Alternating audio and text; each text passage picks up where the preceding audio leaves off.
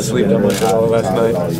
I would probably get to bed till 1. I woke up at like 3 and just started thinking about it again. The adrenaline was kicking in. I'd probably fall back to sleep till like 6 or something. Then we had to get up, watch film, breakfast. So I only running like a couple hours of sleep. How do you top the performance tomorrow in the championship? I mean, I just got to go out there and play hard. I got the opportunity. I got open. I knocked out 2 shots. If I have that opportunity again, hopefully I'll take advantage of it. And basically, that's why you're here. You're to do what's asked of you. Yeah, you're exactly right. Just go out there and step up. If someone gets in foul trouble or gets hurt, just the next person in line. It's just going to bring out. Speaking of foul trouble, do you think that kind of limited the aggressiveness that you guys were able to show, especially in the first half, just because team fouls were racking up? Yeah, I think when we start worrying about foul trouble and we have a shorter bench now, we want the press will back off, and that means they can get up and down in the flow. And that just doesn't work out well for us. But in the second half, you saw where we picked it up and we didn't, weren't worried about it. It's tough. I can't really say it. You go up against Michigan, a team with size, and a team also with great shooters. Kind of what's the game plan for tomorrow? I really can't remember. We're still watching film on them, going over personnel and stuff, so we'll come up with a game plan probably here this afternoon.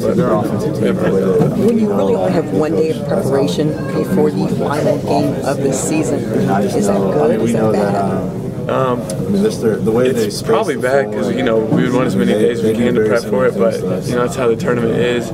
So we'll watch a lot of film today and just try to learn their plays, learn their personnel, what they do, and try to defend them the best we can. Russ Smith known for coming up with nicknames for you guys. What's his nickname for you? Exactly. It's the Red Mamba. They call me that because of Matt Bonner in the NBA, and they just kind of gave that nickname to me. You like it? It is what it is. Yeah. Thank you, Tim. Good one. That's Dan. Tim, you were saying how you didn't see it last night. You had that adrenaline going. Have you had that feeling before? I mean, were you really going to sleep after a game like last night? Not like that. I haven't had that probably since high school. Just the adrenaline feeling. But last night I just could not sleep. I was just watching TV all night, and I just could not get tired. Just toss and turn. I've never felt like that before. Were you thinking ahead, or were you looking back? Were you thinking about both the shots? Just thinking ahead into the game. My adrenaline and everything started working up again. I just kept on telling myself stop thinking about it so you can fall asleep, but I couldn't help it. And then I'll think back to the game and just get really excited about that. You were talking last night about growing up with this program and these teams. What are your memories? What are the players who stand out? What are the moments as a Louisville fan? Yeah, 2005 year when they went to the Final Four, I remember all that. I was a big fan of Larry O'Bannon because he came from Louisville too, and I think he started out as a walk-on, so I always kind of looked up to him.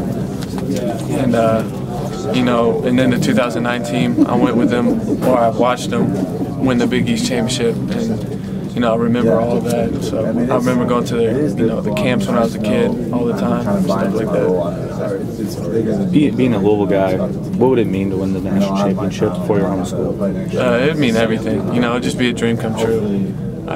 This is a once-in-a-lifetime deal, and to be a part of it and being a fan of my life it's incredible. You're going to be asked a lot about the rural Louisville and shooting on the backdrop. You had 10 acres. Yeah. What was your backdrop? Enough fields? A lot of woods, I guess. It's just, it's wide open, and I don't know, I just grew up shooting on that all the time. I don't think, once you get out there and get a couple shots up, you really don't notice it. It's just like shooting on a regular goat, because that's what you do all year long, just shoot. So it just becomes, get back to yeah, decent. Was it